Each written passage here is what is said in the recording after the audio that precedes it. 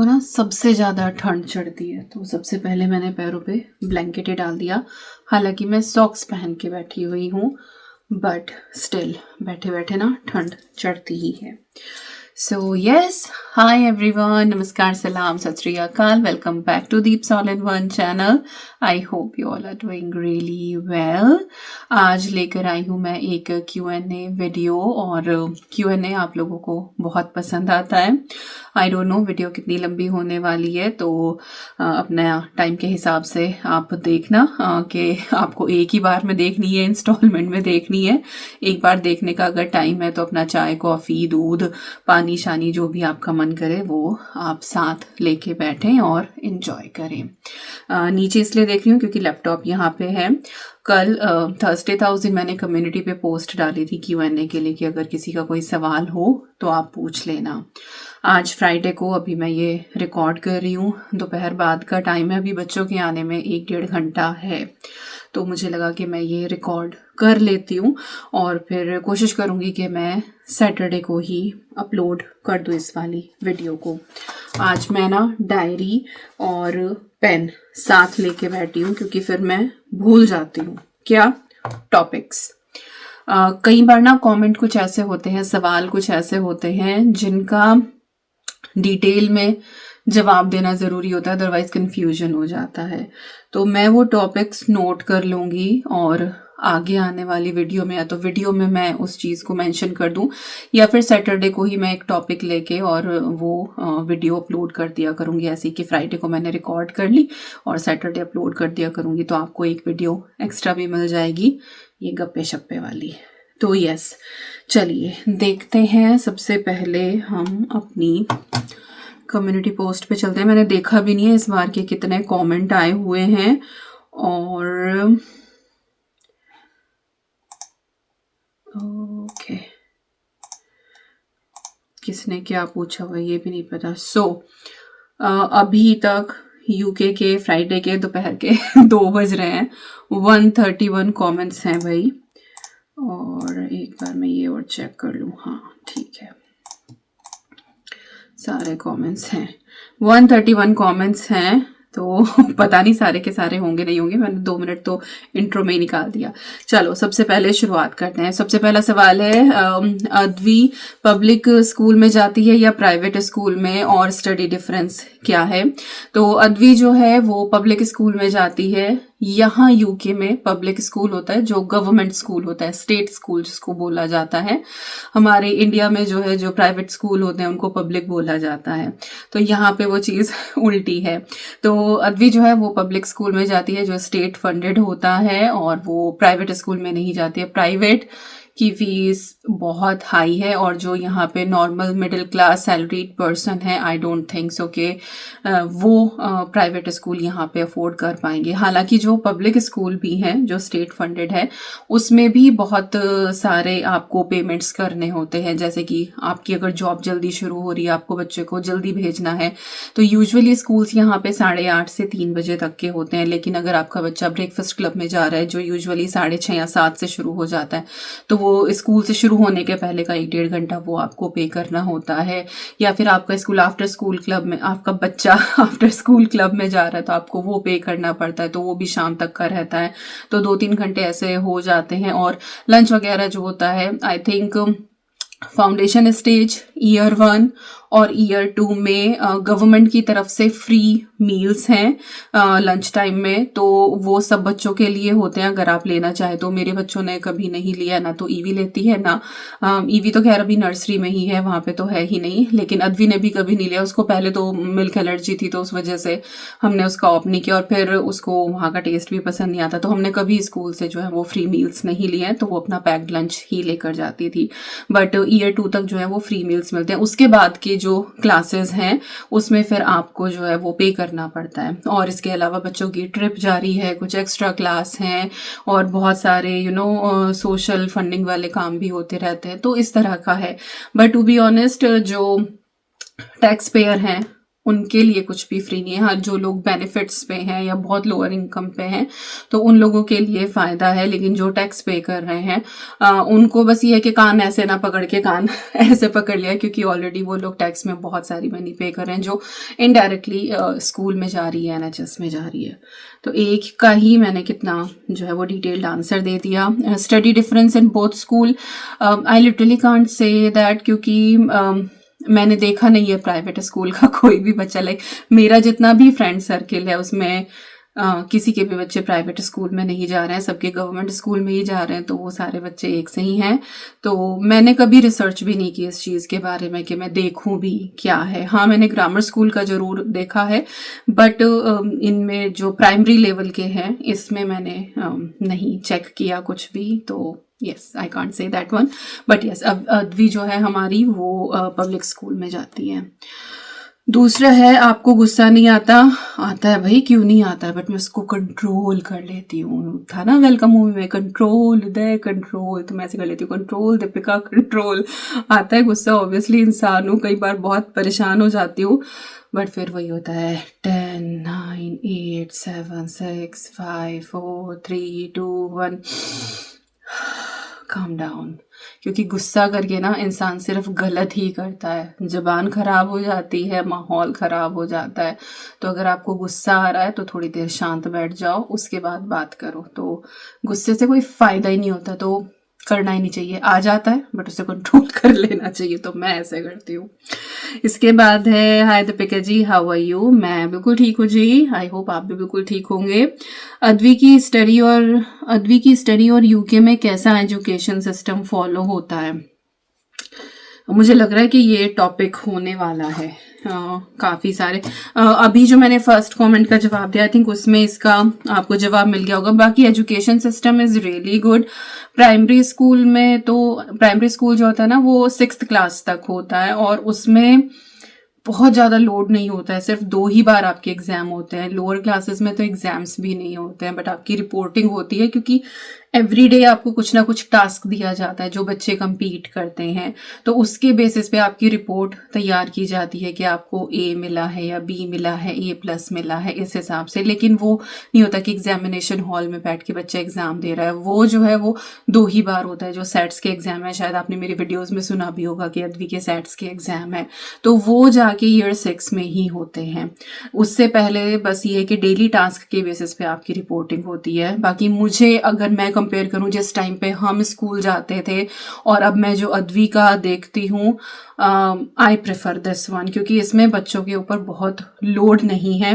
हाँ, फिर जो ट्रांजिशन सेकेंडरी स्कूल में जाते हुए बच्चों का होता है वो थोड़ा सा टफ रहता है, क्योंकि वहाँ पे फिर ये है कि आपके monthly, quarterly, half yearly, yearly exams होते हैं। तो प्राइमरी में बच्चा उनका यूज टू नहीं रहता है, बट इतना बर्डन तब भी नहीं है। तो वो फर्स्ट ईयर थोड़ा सा ट्रांजिशन का आपको मेहनत करनी पड़ती है बच्चे के साथ, बट क्योंकि बच्चा बड़ा होता है वो समझ जाता है, अडेप्ट कर लेता है उस चीज़ को, तो दिक्कत नहीं होती। तो मेरे पर्सपेक्टिव से तो यही है कि मुझे यहाँ का एजुकेशन सिस्टम जो है वो अच्छा लगा। But at the moment India में किस तरीके का है education pattern, I am not 100% sure, क्योंकि मैंने बहुत टाइम पहले स्कूलिंग करी है और अभी भी जो है मैंने इतना ज़्यादा डेप्थ में जाके किसी का नहीं देखा है कि किस तरह की स्कूलिंग जो है वो हो रही है।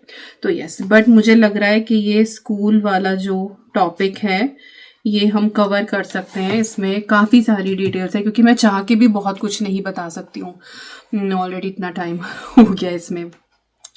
ओके, हेलो जी, क्या आप कार ड्राइविंग जानती है? अगर हाँ तो आपने कब सीखा? हाँ जी, मुझे ड्राइविंग आती है, और मुझे यहाँ आने से पहले भी ड्राइविंग आती थी, बट जब हम यहाँ आए तो हमारे पास कार भी नहीं थी, और उसके बाद फिर मेरे हाथों में भी थोड़ी सी प्रॉब्लम रही, तो वो कॉन्फिडेंस जो है ना वो जैसे लूज हो जाता है, कि डर लगता है कि जब आप ड्राइव कर रहे हो। तो yes, I know driving, but यही है कि मैं इतनी ज़्यादा कॉन्फिडेंट नहीं हूँ ड्राइव करने में। मुझे डर लगता है, स्पेशली बच्चों को लेके जाते हुए तो बहुत ही डर लगता है। तो वो डर निकालना है अंदर से, पर कोशिश कर रही हूँ, बट लेट्स सी कि कैसे होगा। Hello dear, I am from Bangalore, I like your vlogs very much, they are very motivation, please tell how to deal with mood swings, please I will be waiting for your answer. Mood swings भाई, देखो होते हैं obviously, monthly cycle के time पे भी होते हैं। कई बार आप बहुत लो फील करते हो। मेरे मूड स्विंग्स मोस्टली होते हैं जब मैं इंडिया से वापस आती हूँ, मेरा आके मन नहीं लगता, वो बहुत होम सिक फील होता है। बट यू नो आपके दिमाग में कहीं ना कहीं कोने में होता है कि फायदा नहीं है यार इसका। अपना गर्मा गर्म चाय बनाओ, कड़क सी अदरक वाली पियो, और उसके बाद अपने काम पे लग जाओ। मूड को तो सही करना पड़ता है, वो खुद से सही नहीं होता। हाँ, हार्मोनल इम्बैलेंस अगर हो रहे हैं आपके तो ट्रीटमेंट इज मैंडेटरी। आपको पहले जो है वो डॉक्टर के पास जाके सलाह लेनी पड़ेगी कि भाई क्यों इतना ज़्यादा हो रहा है, तो अपना आप चेकअप वगैरह कराएं। बट अगर एवं के किसी के कहने पे आपका मूड खराब हो गया, आपके बहुत ज़्यादा मूड स्विंग्स हो रहे हैं, तो वो चीज़ देखो आपके कंट्रोल में, उसको आप कंट्रोल कर सकते हो। तो सबसे पहले तो आपको जो है वो कॉज ढूंढना पड़ेगा कि मूड स्विंग्स हो क्यों रहे हैं। अगर आपका कोई ऐसा फेज चल रहा है लाइफ का, हार्मोनल इम्बैलेंस हो रहे हैं, तो उसका देखो ट्रीटमेंट है और वो लेना ही चाहिए, ठीक है। उसमें आपको कुछ होम रेमेडीज भी मिल जाएंगी, कुछ आपको एलोपैथी भी मिल जाएगी।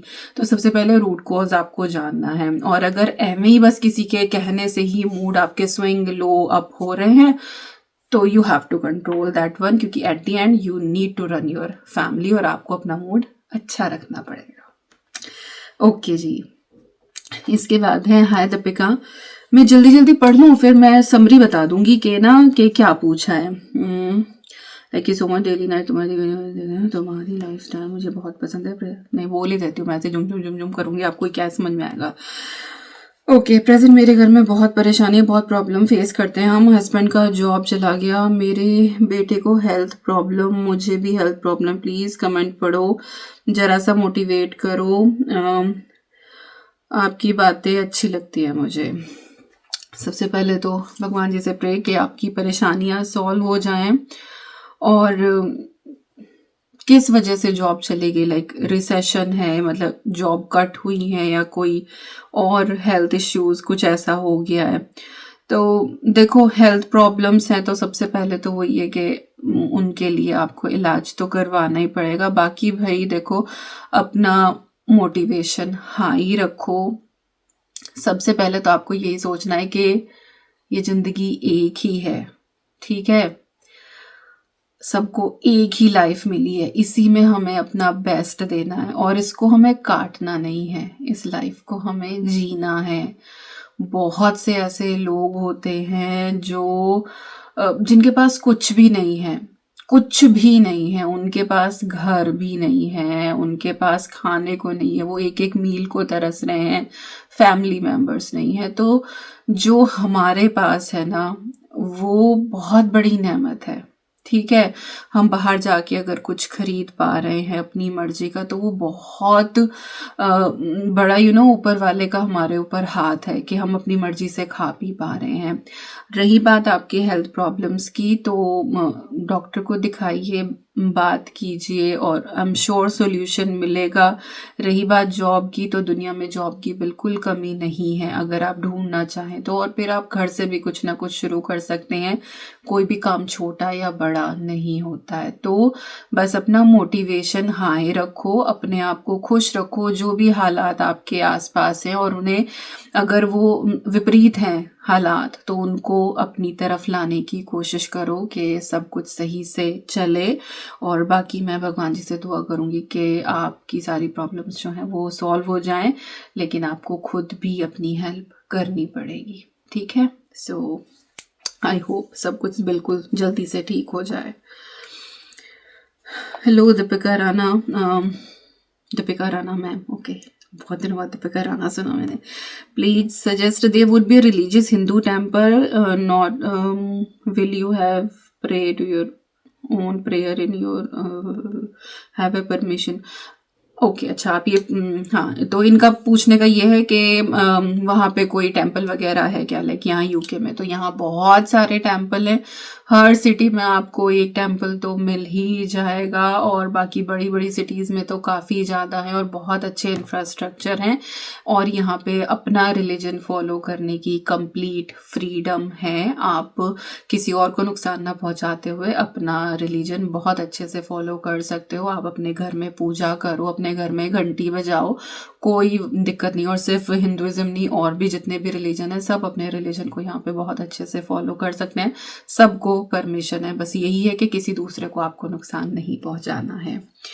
Please, ma'am, share your views to how to live and survive in foreign countries, especially UK, London. It's what the problem have been facing to stay there. You were faced since you moved there. How to apply student visa? Okay.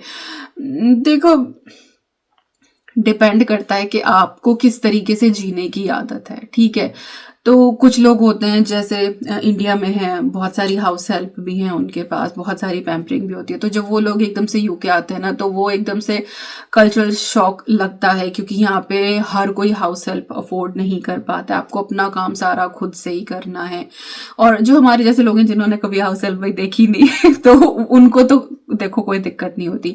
हमें कोई बाहर जाने का ऐसा शौक नहीं है, हम बहुत ज़्यादा घूमते फिरते नहीं, तो हमारे लिए तो इट इज़ फाइन। तो डिपेंड करता है कि आपका लाइफस्टाइल पहले से कैसा है, आप किस तरीके से जो है वो यहाँ पे रह सकते हैं। तो आप अपने घर में आराम से रह रहे हो तो कोई दिक्कत वाली बात नहीं है। मुझे तो लगता नहीं कि फॉरेन कंट्री में सरवाइव करना इतना ज़्यादा टफ है। और जब आप रहने लगते हो धीरे धीरे आपका थोड़ा सा सोशल ग्रुप भी बन जाता है, आप लोगों से मिलते हो, अपने जैसे लोग आपको मिलते हैं, आपका एक फ्रेंड सर्किल बन जाता है। तीज त्योहार पे आप उनके साथ मिलते हो, मंदिर जाओ कहीं भी, तो इट्स फाइन। मुझे नहीं लगता, मतलब मुझे एज सच कोई यहाँ पे सरवाइव करने में कोई दिक्कत नहीं हुई, और ना मुझे कोई एज सच प्रॉब्लम भी हुई। How to apply student visa? Student visa apply आप तभी कर पाएंगे तब आप कोई कोर्स ज्वाइन करेंगे। उसके लिए आपको हर यूनिवर्सिटी की वेबसाइट पे जाके देखना पड़ेगा कि कौन सा कोर्स जो है वो आपके लिए है, और फिर आप Tier 4 स्टूडेंट वीज़ा उसके लिए अप्लाई करते हैं। अगर आपको प्लेस मिलता है उस कोर्स में तो, और आपको इंटरनेशनल फ़ी भी देखनी पड़ेगी। कुछ कोर्सेज जो हैं उनमें आपको स्कॉलरशिप भी मिल जाती है, PhD वगैरह जो होती है कुछ आपको फंडेड भी मिल जाती है। तो वो डिपेंड करता है कि आप किस कैटेगरी में जो है वो यहाँ पे आ रहे हैं। और उसके बाद it is straight forward process, UKVA की वेबसाइट पे जाके आपको सब कुछ डिटेल्स मिल जाएंगी। Okay, looking so beautiful and gorgeous in foreign country but in Indian. Oh, thank you thank you thank you thank you thank you thank you thank you. Okay, all right. Hi Deepika, I have so many questions, but on top, please make a video on time management and procrastination when so many household chores are there. Okay, second question, study focus tips for teens and how to make any habit to build with teen children. I'm living with my in-laws. There are many hassle to complete my interest of work. क्या सीधे शब्दों में बोलना सही है क्या, या फिर उनके मन का करते रहें? फाइनेंशियल रूल्स भी कुछ बताना। ओके, एक एक लेके चलते हैं। Time management and procrastination. Procrastination देखो होता है हर किसी की लाइफ में होता है कि चल कल कर लेंगे, चल कल कर लेंगे, हो जाएगा। तो कुछ होते हैं अर्जेंट, कुछ होते हैं नॉन अर्जेंट काम, तो वो आपको डिसाइड करना पड़ेगा। नॉन अर्जेंट है तो चलो थोड़ा सा प्रोकास्टिनेशन कर भी लो, तो कोई दिक्कत वाली बात नहीं है। बट व्हाट आई डू, मैं सुबह उठ के कई बार पहले दिन रात को ही जो है कि कल को मुझे क्या क्या करना है, क्या क्या मेरा अगर ऑफिस है अगले दिन का तो इस टाइम की मेरी शिफ्ट है, और क्या क्या घर के काम करने हैं, क्या कुछ कोना मुझे साफ करना है, या फिर मुझे बाहर जाना है। तो मैं वो सारी चीज़ें ना पहले दिन एक बार लिख लेती हूँ। तो और लिखना भी मुझे बहुत पसंद है। मेरे दिमाग में अगर मैं सोच लूँ ना तो फिर मैं आधी चीज़ें भूल जाती हूँ। और पापा हमेशा कहते हैं कि एक बार लिख लो ना तो वो दिमाग में भी छप जाता है। तो मुझे लिखना इसीलिए बहुत ज़्यादा पसंद है। मैं हर चीज़, इवन जब मैं छोटी थी ना, तो जैसे स्कूल में टेस्ट भी होना है तो याद करने के लिए सर ने, मैम ने कुछ दिया है, तो मैं हमेशा जो है ना वो उसको लिख के, पहले मैं देख के अपना याद कर लिया आंखें बंद करके, उसके बाद फिर मैं उसको लिखती थी अपनी रफ कॉपी पे। तो मैंने हमेशा लिख लिख के ही जो है वो चीज़ें याद करी, और मुझे फिर वो कॉन्फिडेंस रहता है अपने अंदर कि हाँ मुझे ये याद रहेगा। और अगर आप भूल भी रहे हो तो एटलीस्ट आपके पास कुछ लिखा पड़ा है कि आप उसको देख के और फिर आप अपना आगे का काम करो।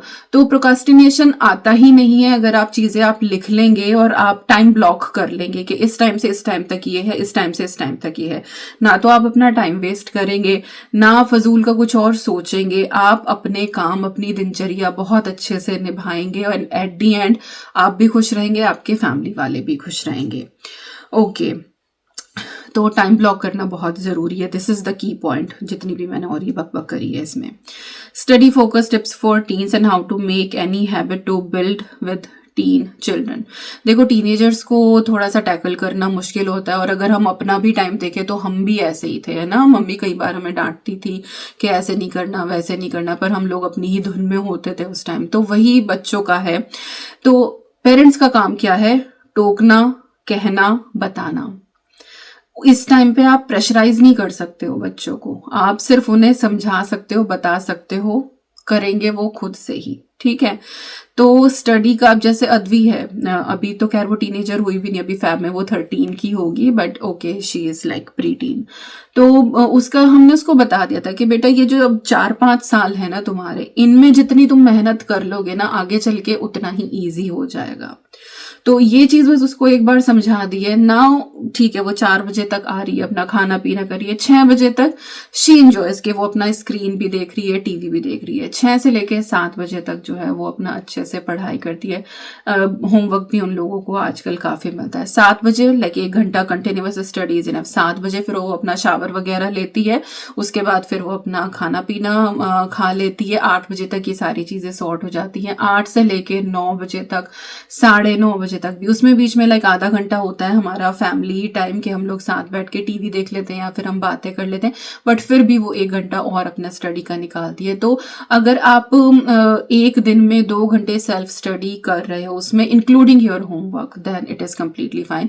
बट अब कुछ दिन चेंज हो जाता है कि उसकी एक्स्ट्रा क्लास है, उसको आइस स्केटिंग के लिए जाना है, उसको स्विमिंग के लिए जाना है, तो फिर उस दिन थोड़ा सा डिस्टर्ब होता है कि 1 ही घंटा हो पाता है, बट स्कूल का भी टाइम यहाँ पे काफी लंबा रहता है। तो स्टडी पे फोकस के लिए सिर्फ आप बच्चे को समझा ही सकते हो, उनको आगे आने वाली लाइफ के बारे में बस बता सकते हो कि भाई ये चीजें, इतनी परेशानियां, आगे चल के इतना कुछ कंपटीशन होने वाला है, तो अभी ध्यान दे लो।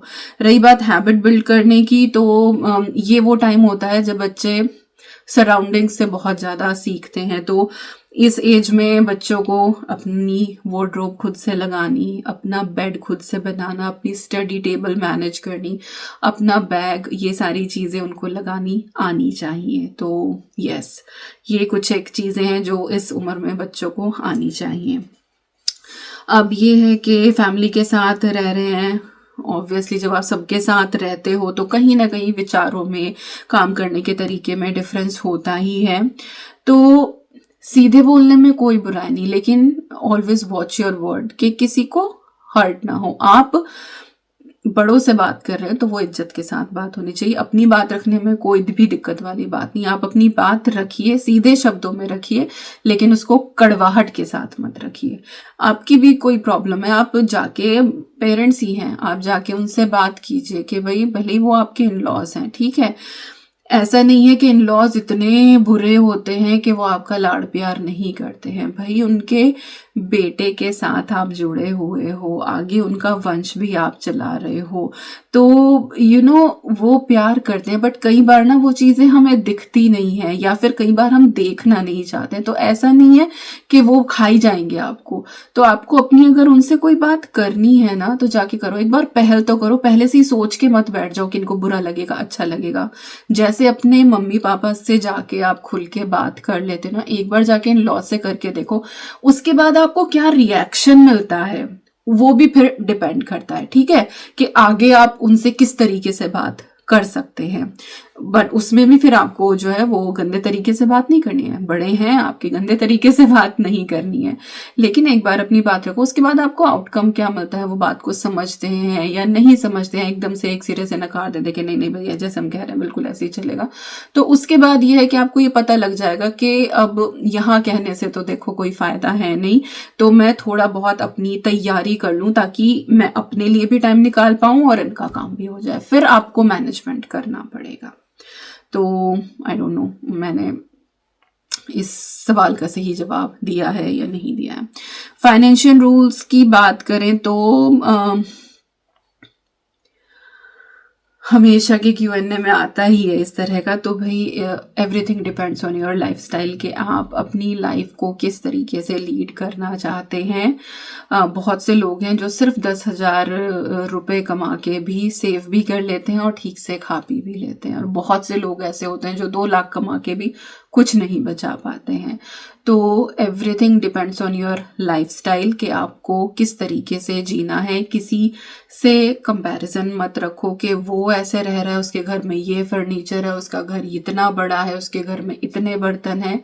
सबकी अपनी लाइफ है, सब अपने हिसाब से जी रहे हैं, आपको अपने हिसाब से जीना है। तो फाइनेंसेस तो देखो आपको ही अपने मेंटेन करने पड़ेंगे, अपने खर्चे जो हैं वो देखने पड़ेंगे कि कहीं कुछ एक्स्ट्रा हम ओवर तो नहीं कर रहे हैं, किस चीज़ को हम लिमिट कर सकते हैं। तो ये आपको ही डिसाइड करना पड़ेगा, इसमें कोई आपकी कहीं से कहीं तक हेल्प नहीं कर पाएगा। हमेशा जितनी आपकी इनकम होती है और आपका जो एक्सपेंस होता है वो उससे कम होना चाहिए इनकम से, ठीक है। ओके बच्चों को कैसे पेरेंटिंग करें, कुछ छोटी छोटी टिप्स दें। मैं अपने व्लॉग्स में बताती ही रहती हूँ, बाकी अभी इससे पहले वाले कमेंट का जब रिप्लाई किया तो मैंने बहुत सारी चीज़ बताई ही है कि टाइम टू टाइम बच्चों को जो है वो बताते रहो, सिखाते रहो, टोकते रहो कि ये ऐसे नहीं, ये वैसे नहीं, ये ऐसे नहीं, ये वैसे नहीं। बस उतना ही हम कर सकते हैं और वो सीख ही जाते हैं, ऐसी बात नहीं। ओके कितना ओल 25 मिनट होगी यार, मुझे तो लग रहा है मैंने 7 या 8 कमेंट पढ़े हैं अभी तक। ओ माय गॉड, 131 कमेंट तो कहीं हो जाएंगे। हेलो दी, प्लीज एक वीडियो बनाओ कि घर लेने का प्लान कैसे करें, पैसों की बचत कैसे करें, कोई फिक्स्ड इनकम ना हो, रेंट पे रहते हुए। प्लीज पहले की वीडियो देखिए। चलो ये घर लेने वाली ना होम बाइंग, ये एक टॉपिक हम करते हैं, इस पे हम वीडियो बनाएंगे क्योंकि ये काफ़ी बड़ा टॉपिक है कि किस तरीके से आप घर यहाँ पे ले। उसमें फिर मैं सब कुछ मॉर्गेज वगैरह ना ये सारी चीज़ें मेंशन करूँगी। हालांकि है बहुत इजी यहाँ पे, ज़्यादा बस ये है कि आपको बैंक से एक पर्चा लेके आना पड़ता है कि आपकी इतने इनकम है, आपको कितने का लोन मिल जाएगा यहाँ पे, बस वो एक चीज़ है। But I will tell. और रही बात ये कि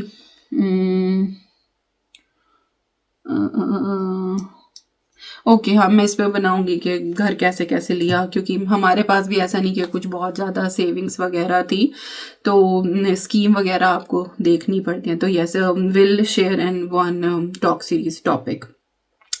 Share something about the city you lived in. Also, how much budget-wise is required to survive in your city in England. For example, weather, average salary, desi community, religious places, anything interesting you want to share. Okay. मैं Sheffield में रहती हूँ और England के north part में है ये Sheffield. देखो हर सिटी के ना एरियाज होते हैं, कुछ एक जहाँ पे रेंट बहुत ज़्यादा हाई होते हैं, कुछ एरियाज ऐसे होते हैं कि वहाँ के आपके बेयर मिनिमम के ठीक है आप अफोर्ड कर पाओगे। तो सैलरी के हिसाब से if you are earning around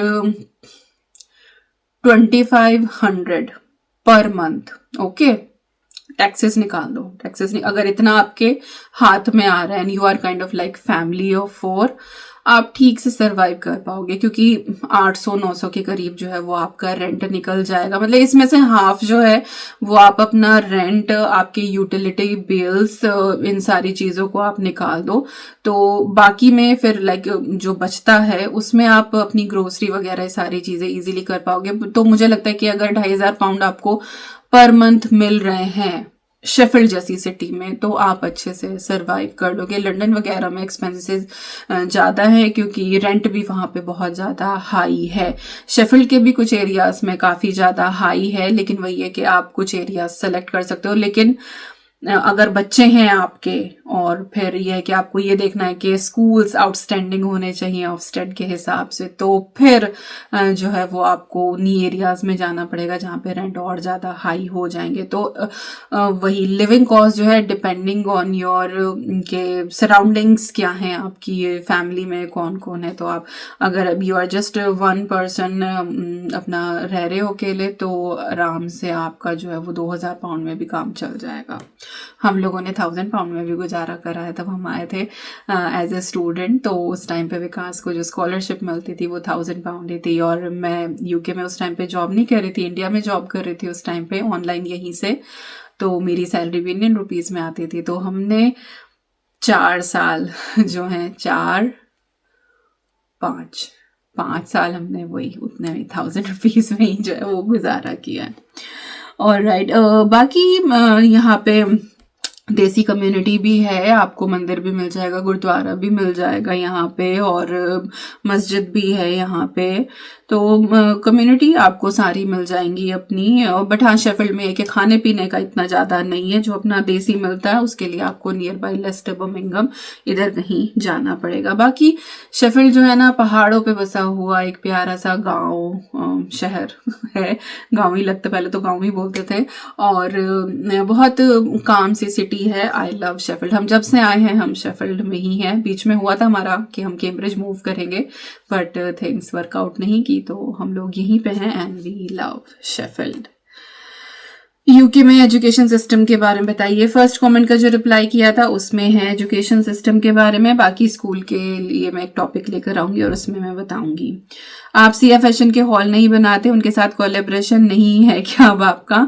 हाँ, इट्स बीन अ ईयर कि मैंने सिया फैशन का कोई भी कोलैब या हॉल नहीं किया है, और रीज़न उसके पीछे यही है कि मेरे पास बहुत कपड़े हो गए हैं और मेरे पास अब जगह नहीं है रखने की, और मुझे ऐसा अभी ज़रूरत भी नहीं थी। अभी फैमिली में कुछ ऐसा चल रहा था कि कुछ ऐसा था नहीं कि किसी त्योहार में मुझे नया पहनना है या कुछ ऐसा, शादी वगैरह कुछ भी नहीं था, ऐसा मन भी नहीं था, तो इसीलिए मैं नहीं करी हूँ। But in future of course I will do, but अभी जो है ना बहुत हो गया। और फिर हर साल अब इंडिया भी चक्कर लग ही रहा है मेरा, तो वहां से भी कुछ ना कुछ कपड़े आ ही जाते हैं, तो बस जितनी ज़रूरत है उतना है, क्यों इतना इकट्ठा करके रखना बहुत ज़्यादा। तो यस, बस यही एक रीज़न है। टिप्स फॉर न्यू बहू टू फील कंफर्टेबल इन सासरे, हाउ टू मैनेज बहू ड्यूटीज एंड स्टडीज साइमल्टेनियसली। तो वही डिपेंड करता है आपके फैमिली के ऊपर। बाकी there is no rules and no tips for new बहू। जैसे आप अपने घर में रहते हो वहां जाके भी ऐसे ही रहो, बट अगर माहौल आपको चेंज लगे तो ऑब्जर्व करना पड़ता है। हर घर अलग होता है, बट जाके एकदम से अपने मन में ना डर लेके मत जाओ कि बस ये तो ससुराल है तो लोग खा ही जाएंगे, बस हमें पता नहीं लोग कैसे होंगे, सास ये कह देगी, जेठानी ये कह देगी, नंद ये कह देगी। यार सब इंसान ही होते हैं एट दी एंड, और हर कोई हर रिश्ते में बंधा हुआ है। जो आपकी नंद है वो भी किसी के घर की बहू है, जो जेठानी है वो भी किसी की बेटी है, आपकी जो सास है वो भी कभी बहू थी। तो हर कोई इन रिश्तों में बंधा हुआ है, तो ऐसे हवा मत बनाओ। इट इज, आप एक फैमिली से निकल के दूसरी फैमिली में जा रहे हो, कंफर्टेबली वहां पे रखो।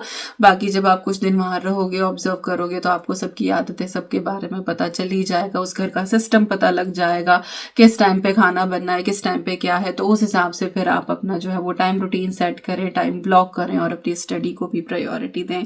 तो वही है कि थोड़ा सा टाइम लगेगा, but you can manage, I am sure. मैं ना एकदम से बहुत ज़्यादा हर चीज़ में हेट या फिर बहुत ज़्यादा नेगेटिव चीज़ें नहीं लेके आती हूँ। मैंने हमेशा अपनी लाइफ में यही सीखा है कि वॉट एवर द सिचुएशन, कुछ ना कुछ ठीक होगा ही और हम उससे निकल ही जाएंगे। बस यही मैंने हमेशा सोचा है और यही मेरी लाइफ का फंडा रहा है। तो जो भी परेशानी आई है, बहुत चीज़ें देखी हैं। I am going to be 40 next year, और इन 40 साल ही बोल दो, इन 40 सालों में इतने अप डाउन देखे हैं, इतने अप डाउन देखे हैं, but I was standing tall every time. बस, और रीजन उसके पीछे यही था कि बीत जाएगा, हो जाएगा, मैनेज हो जाएगा, हम कर लेंगे, है इतना भरोसा अपने आप पे। बस अपने आप में भरोसा रखो, सब हो जाएगा। आप टॉक्सिक लोगों को कैसे हैंडल करते हो? कंप्लीटली कट ऑफ करके करती हूँ। क्योंकि देखो, टॉक्सिक कई बार आपको पता कैसे चलता है कि ये बंदा टॉक्सिक है? ठीक है, आपने फोन पे बात करी, आप अपने किसी फ्रेंड से बात कर रहे हो, किसी रिलेटिव से बात कर रहे हो, आपने फोन रखा, फिर आप वही सोच रहे हो उसने तो ऐसे कह दिया, उसने मतलब उसके बाद आपका सुकून चला गया बात करने। भले ही आपने एक नॉर्मल बात भी करी हो, बट उस इंसान ने ऐसी ऐसी बातें आपको बताई हैं, इतनी नेगेटिव चीजें उस इंसान ने आपको बता दी हैं कि फोन रखने के बाद आप सिर्फ वही चीजों के बारे में सोचे जा रहे हो। तो ये टॉक्सिक है, जो आपके मन की शांति को भंग कर दे। तो पहले तो अगर आपको फील हो रहा है कि किसी से बात करने के बाद आपने जैसे ही फोन रखा है और या फिर कोई बंदा आपके घर से गया है कुछ कुछ बातें बता के और आप फिर उसी चीज के बारे में सोच रहे हो, तो भाई ये आपकी हेल्थ के लिए, आपकी मेंटल हेल्थ के लिए, आपकी फैमिली के लिए बिल्कुल भी सही नहीं है। तो लिमिट कर दो अपने आप को, ठीक है। लिमिटेड कॉन्वर्सेशन रखो। अगर कुछ ऐसे रिश्तों में बंधे हुए हो कि उन रिश्तों को आप नहीं छोड़ सकते हो, तो उनको आप थोड़ा सा लिमिटेड कर दो, क्योंकि आपकी मेन प्रायोरिटी क्या है? आप खुद, आपकी फैमिली, आपके बच्चे। कुछ भी आपको हुआ, कोई नहीं आएगा, ठीक है। बिखरेगा कौन? आपका परिवार।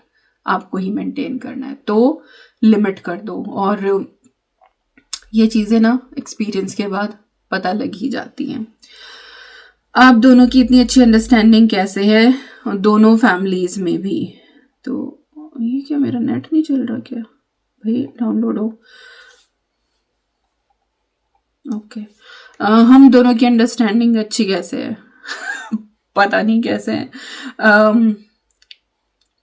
मैं तो बहुत ना लाइट लेने वालों में से हूँ कि ठीक है हो जाएगा। विकास को बहुत ज़्यादा टेंशन हो जाती है, हाइपर हो जाते हैं ये हर सिचुएशन में। और आई थिंक यही एक पॉजिटिव नेगेटिव वाला जो है वो हमारा बैलेंस करके रखता है हमारी लाइफ को। तो उनको ना थोड़ा सा करना पड़ता है कि हो जाएगा, इट्स ओके, सारी चीज़ें हो जाएंगी मैनेज, कोई दिक्कत वाली बात नहीं है। तो शायद इसी वजह से हमारी अंडरस्टैंडिंग है कि उनको भी पता है कि कुछ होगा तो दीपिका आके जो है वो भी एक लेक्चर देगी और सब कुछ सही हो जाएगा वो समझा देगी। तो उनके दिमाग को थोड़ा सा वो करना पड़ता है, बट ठीक है, वो ऐसे बात नहीं है, वो भी समझा भी देते हैं मुझे कुछ चीज़ों पे। जैसे मोस्टली फाइनेंसेस वाली चीज़ों में मुझे डर लगता है, कहीं कार्ड यूज़ करना, कहीं जो है वो अपना अकाउंट नंबर देना, मैं घबरा जाती हूँ इन चीज़ों में। ही इज़ लाइक हो जाएगा।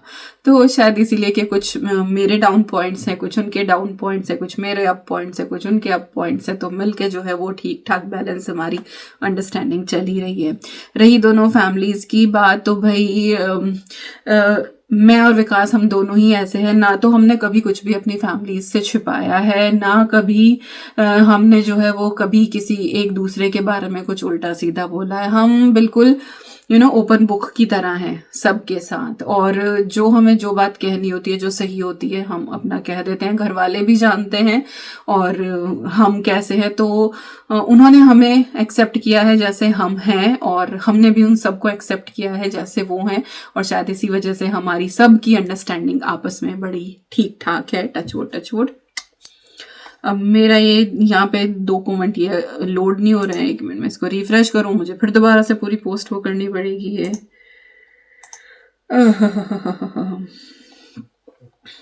1 मिनट, बहुत देर होगी, बट यार 37 मिनट्स हो गए हैं। हाँ, बिजी स्केड्यूल में खुद के लिए फिजिकल वर्कआउट का टाइम कैसे निकालें? Please reply. आपसे बहुत कुछ सीखा है 7 साल में। सॉरी, थोड़ी देर पहले लंच किया था, सॉरी। आप मेरे इंस्पिरेशन हो, आपकी वजह से मेरी लाइफ चेंज हो गई। Oh thank you so much. Physical workout का वही आपको टाइम ब्लॉक करना पड़ेगा, टाइम मैनेज करना पड़ेगा। मेरा ये है कि मैं सुबह को और थोड़ा सा जल्दी उठ जाऊंगी अगर मेरा स्केड्यूल थोड़ा सा है, लेकिन मुझे सुबह आधा घंटा चाहिए अपने लिए। उसमें मेरी थोड़ी सी स्ट्रेचिंग होती है और मेडिटेशन होता है। मेडिटेशन के बिना मैं जीवित ही नहीं रह सकती हूँ, आई फील लाइक, क्योंकि वो एक शांति वाला वो टाइम होता है ना, चारों तरफ शांति है, सब सो रहे हैं, कहीं कुछ आपको सुनाई नहीं दे रहा, it's just you and your thoughts. जब आप मेडिटेशन शुरू करते हो तो शुरुआत में नेगेटिव उल्टे सीधे थॉट्स आते हैं, धीरे धीरे आप उनको ओवरकम करते हो, और उसके बाद जो वो थॉट्स को जब आप कंट्रोल में कर लेते हो, तो उसके बाद जो रह जाता है ना, वो एक बहुत ब्यूटीफुल मेमोरीज रह जाती है। तो जब आप ध्यान में बैठते हो ना, तो यू नेवर नो, आप स्माइल करते हो, I really need that thing, वो 15 मिनट मुझे चाहिए ही चाहिए, तो मैं और थोड़ा जल्दी उठ जाऊंगी, तो मैं वो करूंगी।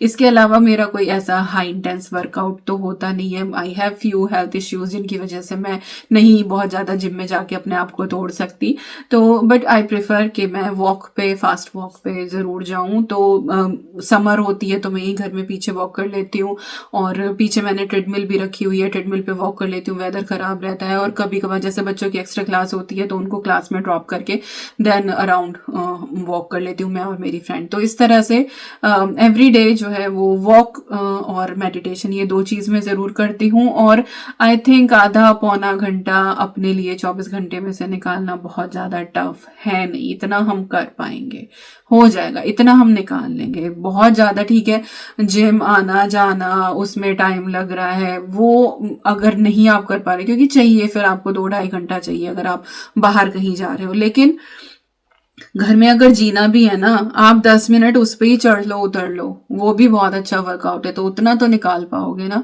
बस वर्कआउट करना किस लिए कि बस आपका हार्ट बीट थोड़ी सी ज़्यादा बढ़ जाए, थोड़ी सी आपको स्वेटिंग आ जाए, इसका मतलब योर हार्ट इज़ हेल्दी, कि वो हार्ट बीट उसकी थोड़ी सी बढ़ जाए, थोड़ी सी स्वेटिंग आपको हो जाए, इतना सही है। इसके अलावा अगर आपको और बहुत ज़्यादा कुछ करना है तो फिर आपको और टाइम ब्लॉक करके टाइम मैनेज करना पड़ेगा, बट एटलीस्ट 15 मिनट ध्यान और आधा घंटा वॉक तो आप कर ही पाओगे, हो जाएगा, you can do it. Okay.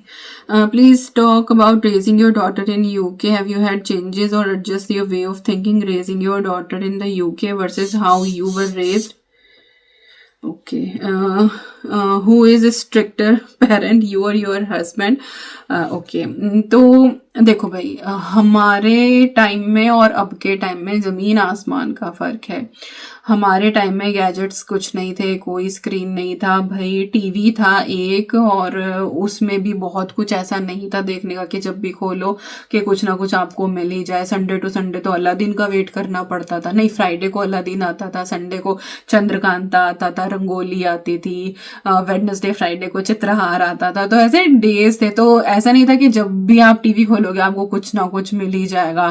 Friday Saturday को मूवी आती थी, रात को आती थी, अगले दिन स्कूल होता था, कोई भी नहीं देखने देता था। मोस्टली तो अमिताभ बच्चन की मूवी आती थी, तो वो टाइम बहुत अलग था। तो उस टाइम को हम अब के टाइम से तो कंपेयर कर ही नहीं सकते, और ना ही हम पेरेंटिंग को कंपेयर कर सकते हैं। उस टाइम की पेरेंटिंग बहुत सही थी, और इस टाइम पे आई फील कि हमारी पेरेंटिंग भी सही है। बच्चे भी थोड़ा सा ओपन हुए हैं और पेरेंट्स भी थोड़े से ओपन हुए हैं। बहुत सारी चीज़ें जो उस टाइम पे डिस्कस नहीं होती थी, जो हम कंफर्टेबल नहीं थे अपने पेरेंट्स के साथ, वो अब हम कंफर्टेबल हैं अपने बच्चों के साथ उन चीज़ों के बारे में डिस्कस करने में। तो वी कैन नॉट कंपेयर, और मुझे नहीं लगता कि मैंने कुछ इस चीज़ में एडजस्टमेंट किए हैं। इट कम्स नेचुरली एक्चुअली, क्योंकि आप पहली बार ही पेरेंट बन रहे हो। पहले आप बच्चे थे, तब आप एक बच्चे का रोल अदा कर रहे थे, अब आप एक पेरेंट का रोल अदा कर रहे हो, तो कंपैरिजन तो कहीं से कहीं तक है ही नहीं, कोई एडजस्टमेंट है ही नहीं। और मैंने कभी नहीं ये कहा कि हम तो ऐसे थे, जनरेशन गैप है, बहुत साल है, हम ही इतना चेंज हो गए हैं भाई। तो ऑब्वियसली बच्चों के साथ तो हमें बहुत सारे चेंजेस जो हैं वो एक्सेप्ट करने ही हैं। तो टाइम के साथ चलो, बट बाउंड्रीज सेट करो कि हाँ बस इतना, इससे ज़्यादा नहीं। अद्वी अभी भी अकेले बाहर जाना अलाउड नहीं है। बहुत से ऐसे बच्चे हैं जो स्ट्रीट पे खेलते हैं, यहाँ पे भी हमने अद्वी को आज तक भी अलाउड नहीं किया। तो आप अपने हिसाब से कुछ बाउंड्रीज सेट करें। उसकी फ्रेंड्स घर पे आती हैं, वो अपनी फ्रेंड के घर पे चली जाती है, बट इस तरह से बाहर घूमना या किसी मॉल में जाना, उसकी क्लास की हैं कुछ लड़कियां जो जाती हैं, जो बाहर मीटअप कर लेते हैं। वी आर लाइक, तुमको मिलना है मैं साथ चलूंगी, ठीक है, तुम्हें कैफे में बैठना है तुम कैफे में बैठो, but I will be there around you. मैं अभी उस एज में नहीं हूँ कि मैं अकेला छोड़ूंगी। तो we have to be around and we have to set boundaries according to you, क्योंकि एट द एंड वो बच्चा आपका है और आपको ही उसकी देखभाल करनी है। कुछ भी उल्टा सीधा होता है, सारी चीज़ें फिर आपके ऊपर आती हैं। तो यस, यही सारी चीज़ें हैं। बाकी टाइम के साथ सारी चीज़ें नेचुरली अपने आप आ जाती हैं। और भाई स्ट्रिक्ट पेरेंट कौन है? विकास है। मैं फिर भी कूल माइंड हूँ, वो काफ़ी स्ट्रिक्ट है इन चीज़ों में। Okay. Please share your present skincare. How do you cover your gray hair? Skin care में कुछ बहुत ज़्यादा नहीं होता मेरा, या तो मैं वीडियो बना दूँ, मैं कहती हूँ यार फिर मैं बना नहीं पाती क्योंकि सुबह को वही जल्दी जल्दी रहती है। सुबह उठ के तो अपना बस मुंह धोया, थोड़ा सा रोज़ वाटर स्प्रे करा, और गर्मियाँ होती हैं तो थोड़ा सा एलोवेरा जेल लगा लेती हूँ, नहीं तो आजकल थोड़ा सा सिरम लगा रही हूँ। विटामिन सी सिरम होता है एक, गार्नियर का है, बहुत ही नॉर्मल सी रेंज का है, वो लगा लिया। नहाने के बाद हिमालय का मेरा फेस वॉश है, वो फेस वॉश में यूज़ करती हूँ। क्रीम कभी लॉरियल की कभी ओले की, जो भी ऑफर में मुझे मिल जाती है वो वाली क्रीम में लगा रही हूँ। 30+ वाली जो आती है डे क्रीम, वो लगा ली। और रात को जो है मुंह धो के भाई ग्लिसरीन और गुलाब जल, ये मेरा पेटेंट है, ये मैंने हमेशा लगाया। मेरी माता रानी मम्मी मेरी हमेशा वही लगाती हैं और उसी से जो है वो स्किन सही रहती है। और रात को हाथों पैरों पे, एड़ियों पे, कोहनी पे अच्छे से मसाज करके, तो यही है। कोई ऐसा इंटेंस मेरा रूटीन नहीं है। और 2-3 हफ्ते में कभी जो है वो फेस पैक लगा लेते हैं, वो अपना बेसन हल्दी चंदन वाला, दैट्स इट। ज़्यादा तो मैंने पता नहीं कितने महीनों से नहीं लगाया। तो यस, ये हो रहा है। पता नहीं मेरी आँख क्यों फड़क रही है, ऐसा लग रहा है। भगवान सब सही सही हो। मुझे तो ये भी नहीं पता कि कौन सी फड़कने से क्या क्या होता है, जैसे लोग कहते हैं ना कुछ होती है बातें, but okay. How do you cover your grey hair? मैं मेहंदी ही लगाती हूँ, उसमें कभी बीटरूट डाल लेती हूँ, कभी कॉफ़ी डाल लेती हूँ, और क्या डालती हूँ उसमें, हाँ बीटरूट, कॉफ़ी, उसका ये कौन सा था, गुड़हल का फूल जो होता है ना, हिबिस्कस पाउडर, वो ऐड कर लेती हूँ। कभी मैं एग भी डाल लेती हूँ उसके अंदर, मेथी डाल लेती हूँ, तो उसी से करती हूँ। But now I am thinking, लंबा प्रोसेस है मेहंदी वाला, वो पहले उसको भिगो फिर लगाओ, और अब जैसे ठंडी बहुत ज़्यादा हो रही है ना, तो वो अंदर से फील नहीं आती लगाने की। तो अब मुझे लग रहा है यार 40 की हो ही जाऊंगी, अब तो कलर कर ही सकती हूँ। अब तो मतलब हो भी रहे हैं काफ़ी ग्रे हेयर ना, अब तो है भी। तो सोच रही हूँ कि मैं भी अब कलर शुरू करूँ। अच्छा ब्रांड बताना मुझे, ये तो मुझे पता है नो अमोनिया वाला आपको लगाना चाहिए, बट ये बताना अगर आप लोग यूज़ करते हो। बाकी मेरा तो वही है, मेहंदी ही लगाती हूँ अभी तक तो मैं, है ना। तो भाई 46 मिनट हो गई, चलो 1 घंटे की ये वीडियो कर देते हैं। कमेंट तो थोड़े से ही हुए हैं, बट मैं कवर करूँगी सारे के सारे। Hello, the following related to how smoothly how to balance work I've learned. I hope to meet you someday. My question: we have seen a lot of hate crimes against Indian and abroad. How is your experience regarding racism there, and do you feel safe in your area when you step out? अब अभी recently काफ़ी cases हुए हैं, stabbing वाले भी काफ़ी cases हुए हैं यहाँ पे, like not in Sheffield, but हाँ न्यूज़ में आसपास हमने सुना है और आ रही हैं चीज़ें। होता है ना कि जब एक बार कहीं होता है तो उसी तरह की बहुत सारी न्यूज़ आनी शुरू हो जाती हैं। तो देखो टचवुड हमने अभी तक कुछ भी ऐसा फेस किया नहीं, ना मैंने, ना बच्चों ने, ना हस्बैंड ने। हमारे लिए तो अब तक का जो एक्सपीरियंस यहाँ यूके में है वो फ्रूटफुल ही रहा है, कोई दिक्कत नहीं हुई है, ना डर, ऐसा भी कुछ नहीं है कि बाहर निकलते हुए डर लग रहा है। बट हाँ रिसेंटली केसेस बहुत ज़्यादा हुए हैं तो वो थोड़ा सा रहता है, बट फेस कभी नहीं किया touch wood. And I hope situation सारी ठीक हो जाए। हर कोई एक, अगर आप एक लीगल वे में कहीं भी रह रहे हो तो आप फ्रीली आराम से रह सकते हो, इस तरह से डरने की ज़रूरत नहीं है। बट हाँ केसेस हुए हैं अभी recently, no doubt. Since both your daughter are UK citizen by birth, have you and your hubby got UK citizenship passport yet? Also, please give a brief idea about post-graduation study and further job opportunity in UK and IT field. Is UK a good country to look forward for job seeker after PG from UK university? Okay, सबसे पहली बात तो कि UK में वो वाला birth right नहीं है कि यहाँ पे जो बच्चा पैदा होगा वो यहाँ का सिटीजन होगा। आई थिंक 70s या 80s में इन्होंने ये रूल ख़त्म कर दिया था। यूएस में आई थिंक है कि वहाँ पे जो भी बच्चा होता है तो वो यूएस का सिटीजन होता है। But I think last year वहाँ पे भी कुछ चेंजेस हुए हैं, तो आई एम नॉट 100% श्योर कि एट द मोमेंट भी यही है क्या, लेकिन यूके में ये रूल नहीं है। तो जब अद्वी पैदा हुई थी तो उस टाइम पे हम स्टूडेंट वीज़ा पे ही थे, तो अद्वी जो है वो इंडियन नेशनल, उसके पास इंडियन पासपोर्ट ही था, तो वो इंडियन नेशनल ही थी। इसके बाद 2020 में जो है हमारा ILR लगा था, इंडेफिनेट लीव टू रिमेन। वो होता है 5 साल जब आप यूके में वर्क परमिट पे रह लेते हो तब आप अपना ILR अप्लाई करते हो, शॉर्ट में PR भी बोलते हैं उसको, परमानेंट रेजिडेंस। तो वो हमारा 2020 में हुआ था, जनवरी में। उसके तो उसमें ये होता है कि आपको फिर वीज़ा की ज़रूरत नहीं होती है, लेकिन उसमें भी अब ये नहीं कि आपने एकदम से अपना पासपोर्ट चेंज करा लिया और आप ब्रिटिश बन गए हो, आपकी नेशनैलिटी चेंज हो गई है। आपके पास आपकी कंट्री का ही रहता है। उसके बाद आप ILR पे 1 या 2 साल की कुछ ऐसी टर्म है, उसके बाद फिर आप सिटीजनशिप के लिए अप्लाई कर सकते हो।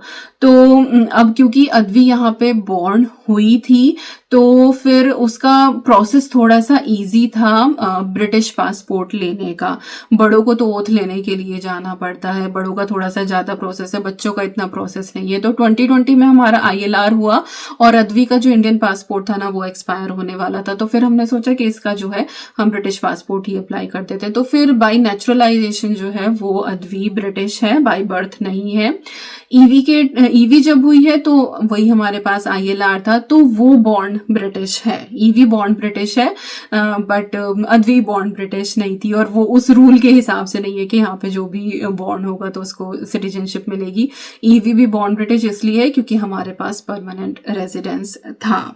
ओके, और हम दोनों अभी जो है वो इंडियन पासपोर्ट होल्डर ही, हमने चेंज ही नहीं कराया अभी तक भी। तो यस, बच्चे जो हैं वो दोनों ब्रिटिश हैं हमारे। इसके बाद ये कि post graduation study further job opportunity. IT का तो देखो बून है हर जगह, not even in UK, everywhere. अगर आप IT AI कर रहे हो ना तो आपको हर जगह अच्छी जॉब मिलेगी, क्योंकि आगे आने वाला जो टाइम है ना सिर्फ AI का ही रह गया है। ठीक है, तो IT में तो बहुत अपॉर्चुनिटीज़ हैं। तो अगर आप UK से कर रहे हो तो ऑब्वियसली बहुत सारी जॉब है, हर जगह आपको मिलेगी। साइबर सिक्योरिटी में ही कितनी जॉब है, तो it is good field, no doubt. 50 minutes हो गए हैं। Okay, beautiful looking, thank you so much. Skin care tips specially for winter, यही है कि बस मॉइस्चराइज रखो अपने आप को, अपने हाथों को, पैरों को। गुलाब जल और ग्लिसरीन का जो है वो घोल बना के रख लो अपना एक शीशी के अंदर, और जब भी टाइम मिले अपना रगड़ा मारो हाथों पे, पैरों पे, मुंह पे, और बिल्कुल बढ़िया आपकी ना चमचमाते हुए रहोगे। जितना ज़्यादा डीपली ये बहुत सारे प्रोडक्ट्स में और स्किन केयर में जाओगे ना, उतना ज़्यादा आप अपनी स्किन को रुइन करोगे। जितना सिंपल आप रखोगे ना उतना ज़्यादा आपकी स्किन के लिए बेटर होगा। स्किन को बहुत ज़्यादा कुछ चाहिए नहीं होता है, ठीक है।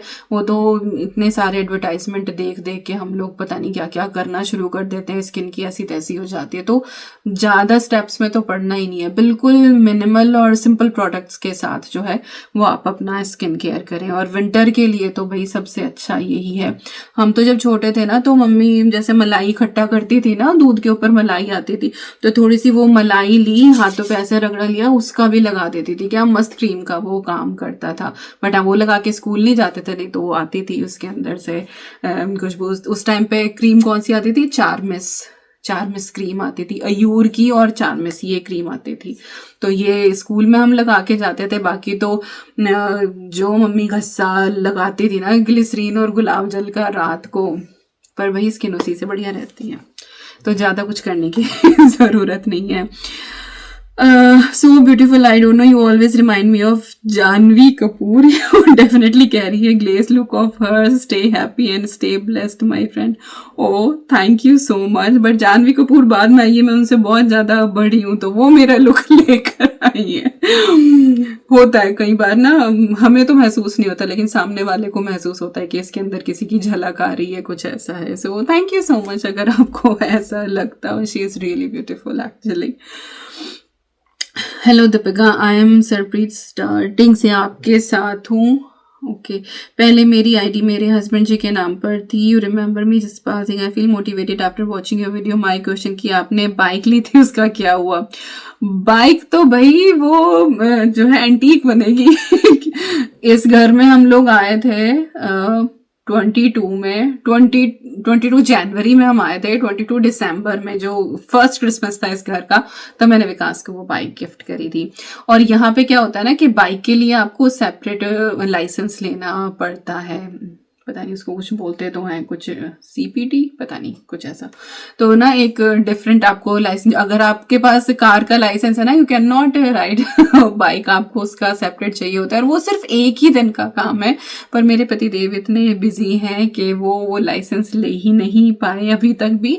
तो बस वो जो हमारी बाइक है, वो हर महीने उसको हम स्टार्ट करके देख लेते हैं कि वो चल रही है नहीं चल रही है। यू वोंट बिलीव, तभी का उसके अंदर जो है ना वो petrol diesel, petrol I think वो डला हुआ है उसके अंदर, वही चल रहा है। बस उसको 5 मिनट के लिए स्टार्ट करके देख लेते हैं, बाकी खड़ी हुई है। तो मुझे तो लग रहा था वो म्यूजियम में ही जाएगी। और ली किस लिए थी, बिकॉज ही ऑलवेज वांटेड। हम दिल्ली में भी जैसे रहे थे तो बाइक वगैरह कुछ भी नहीं थी, हमारे पास कोई व्हीकल नहीं था, और उनको हमेशा से था कि मेरी एक अपनी बाइक हो।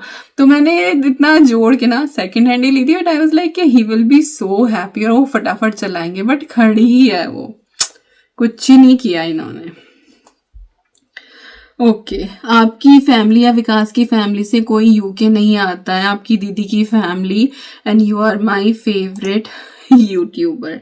ओ थैंक यू सो मच।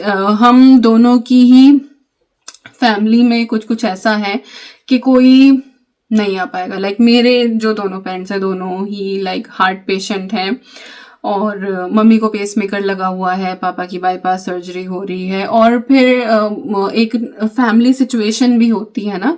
अब जैसे मेरे मायके में है तो मेरे पापा ही वहां पे सबसे ज्यादा, मतलब जो पूरे घर को रन करते हैं। तो ही वाज लाइक कि मैं यहाँ से 10 दिन भी अलग नहीं रह सकता हूँ, क्योंकि अब तो चलो ठीक है, अर्जुन शक्ति बड़े हो गए हैं, पहले वो छोटे थे तो उनकी भी देखभाल करनी थी। मैनी ऑफ यू नो कि भैया मेरे जो है वो कुछ ऐसा जॉब नहीं करते हैं, तो वहाँ का अलग क्राइटेरिया है। सेम थिंग इन माई ससुराल, वहाँ पे भी सरकमटेंसेस कुछ ऐसे थे कि मेरी मदर इन लॉ, पहले मेरे फादर इन लॉ भी थे, वो भी घर को छोड़ के नहीं आ सकते थे, क्योंकि वहां पे भी उनके अलावा और कोई रिस्पॉन्सिबल इंसान ऐसा था नहीं।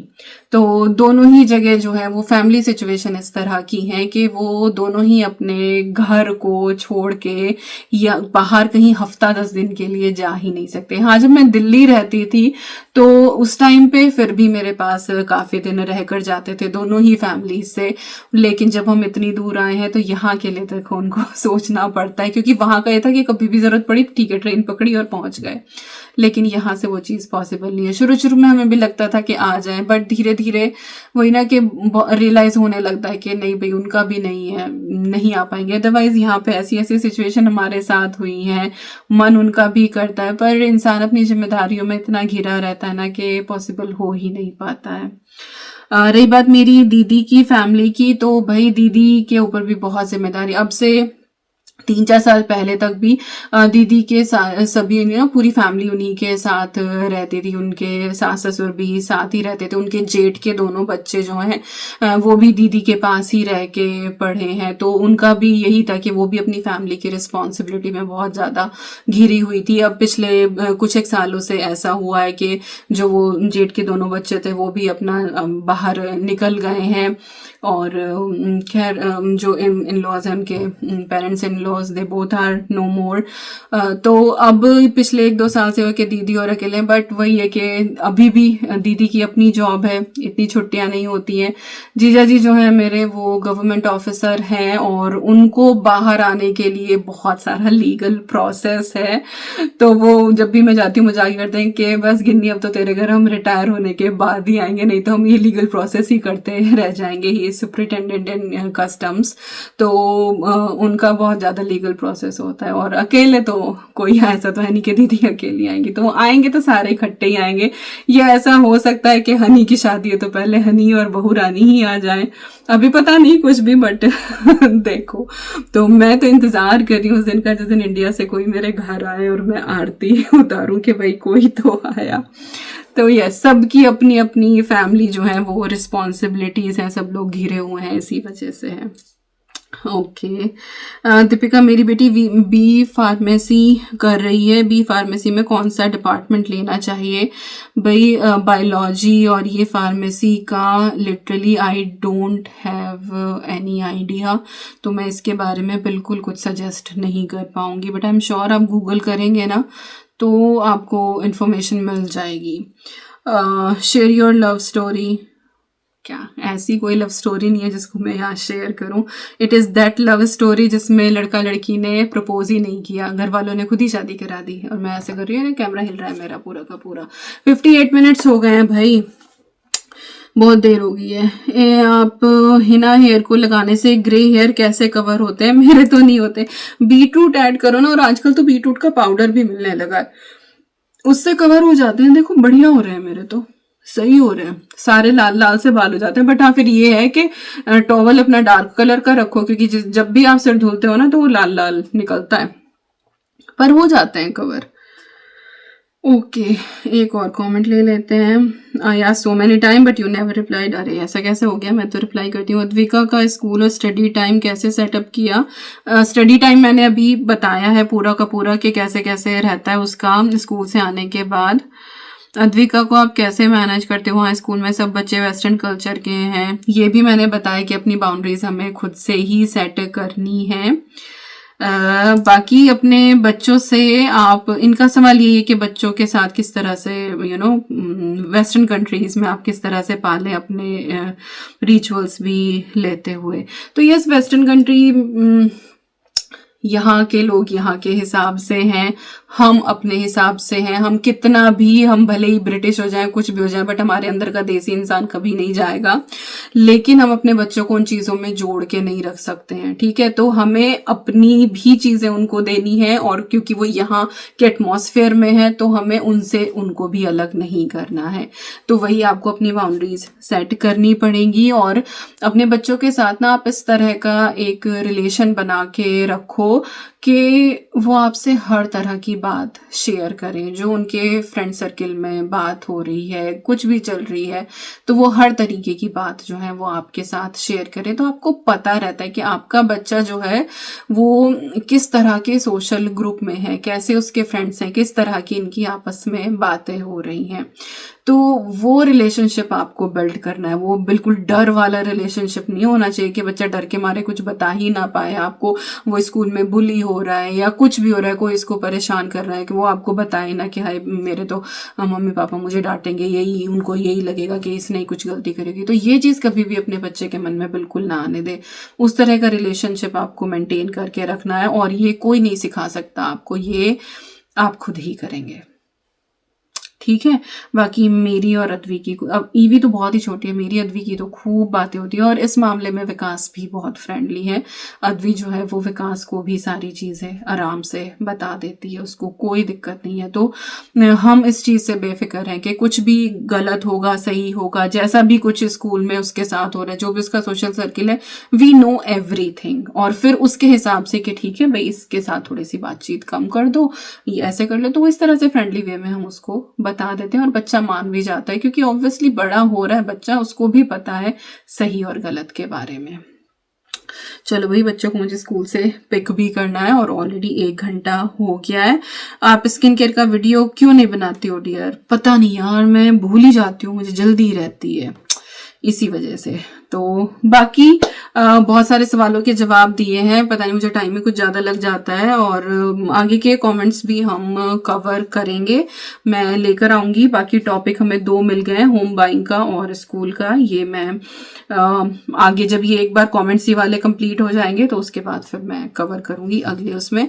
तो अभी इतने ही सवालों का जवाब मैं दे पाई हूँ, ऑलरेडी 1 घंटा हो गया। Thank you so much. अगर आप इस टाइम तक भी ये वीडियो देख रहे हैं, मेरी बातें सुन रहे हैं, आई होप थोड़ी बहुत भी हेल्पफुल आपके लिए हुई होगी।